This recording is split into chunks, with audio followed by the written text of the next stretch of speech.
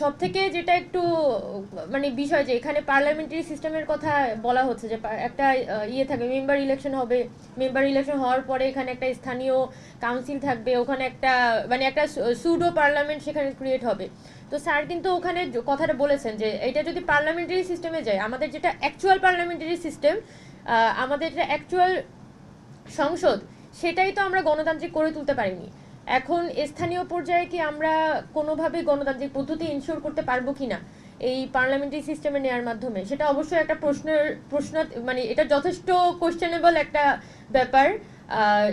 আরেকটা বিষয় হচ্ছে এই প্রসঙ্গটা এসেছে সাধারণ মানুষের পার্টিসিপেশনটা যাতে ইনশিওর হয়, যে লোকালি একটা ওয়ার্ডের যারা জেনারেল মানুষ তারাই হচ্ছে ভোট দেওয়ার মাধ্যমে এখানে তাদের একটা প্রতিনিধি নির্বাচন করবেন।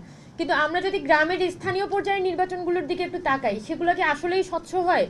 ওখানে তো নানান হিসাব নিকাশ করে দেখা যাচ্ছে তাদের নিজেদের, যারা একটু ক্ষমতাবান থাকে, যারা একটু বিত্তবান থাকে, তাদেরই পছন্দনীয় মানুষরাই কিন্তু নির্বাচিত হয়ে আসেন।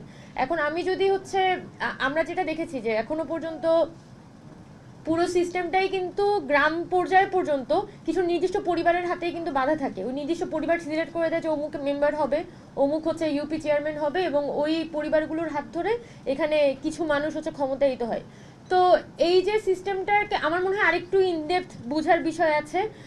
সংস্কার কমিশন যে ফর্মে মানে রুট লেভেল পর্যন্ত এই যে সংসদীয় পদ্ধতির কথা তারা বলা হচ্ছে, এটা আমার মনে হয় যে এখনো পর্যন্ত বাংলাদেশ এই পদ্ধতিটার জন্য রেডি না। এটা আরো বেশি আসলে রিফরমেশনের মধ্যে আমাদের যাইতে হবে অতটুকু পর্যন্ত পৌঁছাতে হলে। বরং আমাদের আসলে প্রতিটা ক্ষেত্রে কিভাবে করে একটা হচ্ছে ফিমেল পার্টিসিপেশনের কথাটা তো আলাদা, বাট প্রতিটা ক্ষেত্রে জনগণের অংশগ্রহণটা বা জনগণের মধ্যে সিভিক সেন্সটা গ্রো করার জন্য আরো অনেক বছর আমাদের দরকার।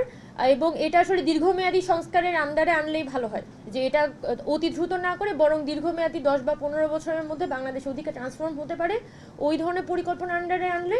তাহলে আমি মনে করি যে হয়তো একটা রোড ম্যাপ আকারে এটা থাকতে পারে।